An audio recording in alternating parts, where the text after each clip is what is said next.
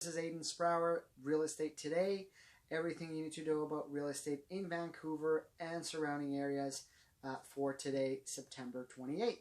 Now, I've been away for a little while. I was on holidays for the summertime for some time, then got back, got really busy, so I have not posted a video, but I am back, and I will try my best to be posting a video once a week at the very least, to have some information, some discussion, and talk about Vancouver real estate, interest rates, as well as financing information that is important to know, not just about Vancouver, but overall the Canadian real estate market, with a focus in Vancouver.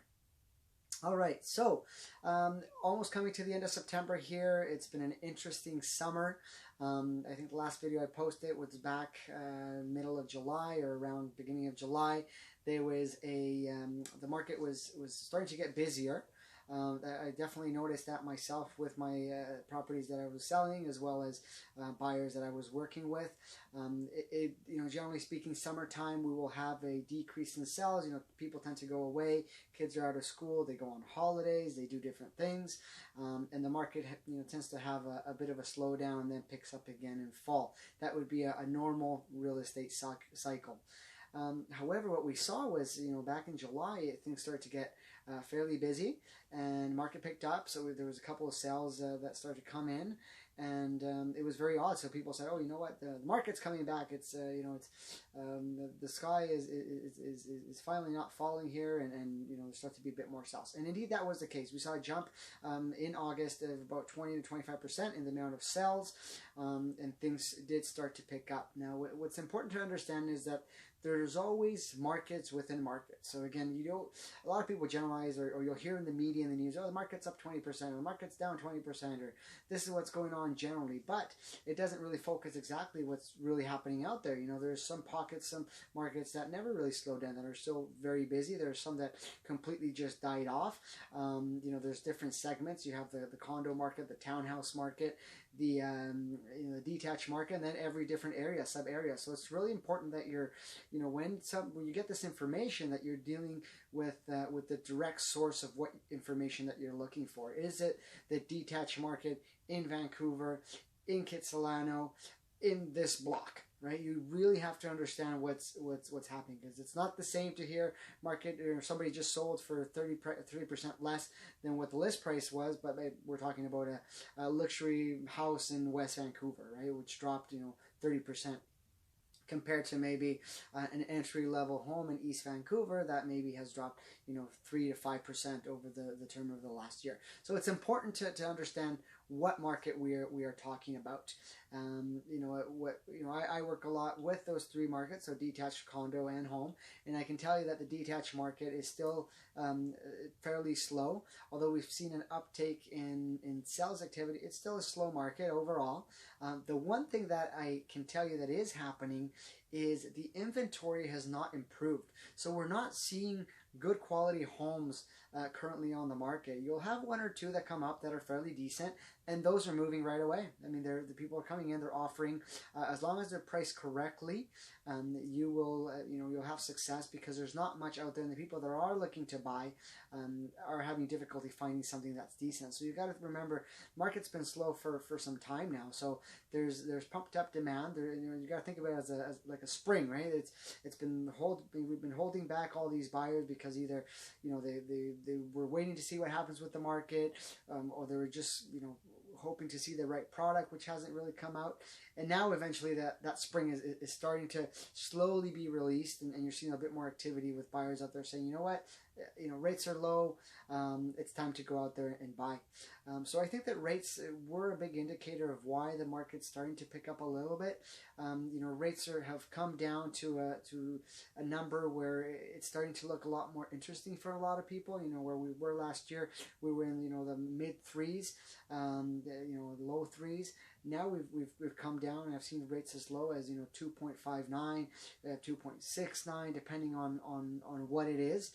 So that's definitely helping on the people wanting to do things and has been wanting to get back into the market, or now really thinking, okay, well, the rates are down. Well, are they going to go down a lot more? Is it a good time to jump back in? Same thing with real estate. Is it going to go down a lot more? Or are we ready to jump back in?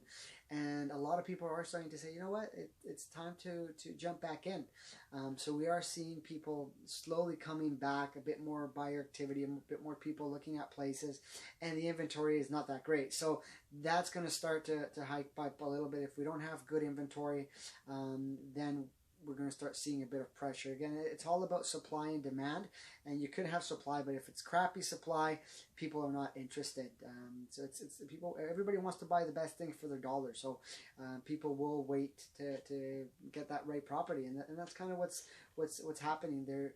There seems to be a wait and see attitude, but slowly coming back. Now, again, we've had pressure on this market, so the spring has been kind of holding back for the last year or so.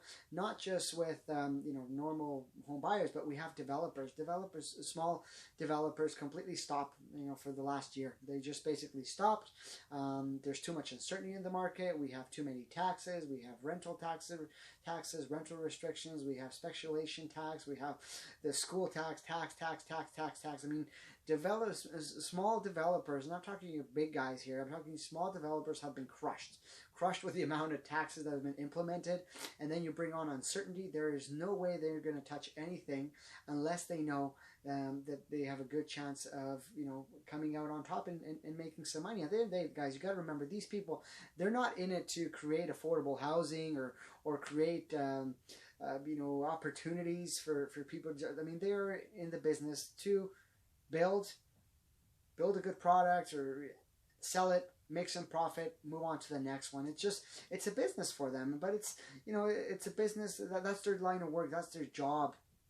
So right now that's completely stopping. You may think, oh, those greedy developers, I'm happy that they're having a hard time, and screw them. Let's build affordable housing. Well, guess who builds these affordable housing? Who builds housing? It's the small developer that is willing to buy a detached house, tear it down, and build 2, 3, 4 units if it makes sense. And that's what people need to understand. It's not just about screwing people and now we're going to tax everybody and yay, everybody, they're getting taxed, those greedy developers. At the end of the day, it's about finding a balance where everybody wins. That's the ideal scenario here, and that's what our government should be looking for. Okay, let's find a balance, not to screw the developer or the people that are involved in the real estate industry and screw the market, make it come down, but to build something or put policies out there that create a win-win scenario for not just the developer, but of course from the buyer, and everybody's winning. And if everybody's winning, everybody's happy. I think that they have to mellow on the amount of zoning restrictions and allow smart densification. There's nothing wrong with slow densification as long as it's done properly, as long as it builds communities, as long as everybody's happy. Right now we've created this imbalance, fighting between the renters and the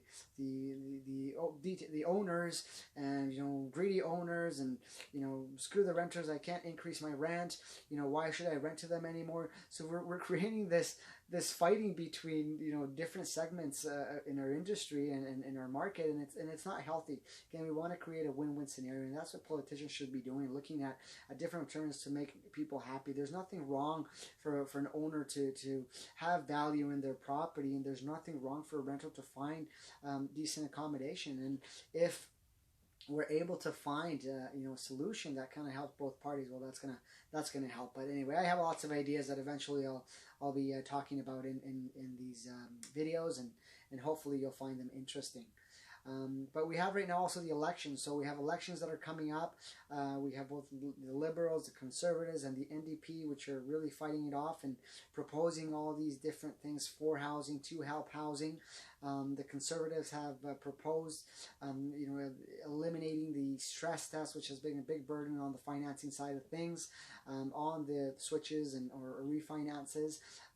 They're going to probably decrease that as well. They haven't really said for how much they'll decrease it. They want to extend the amortization to 30 years. So that's definitely going to help, people.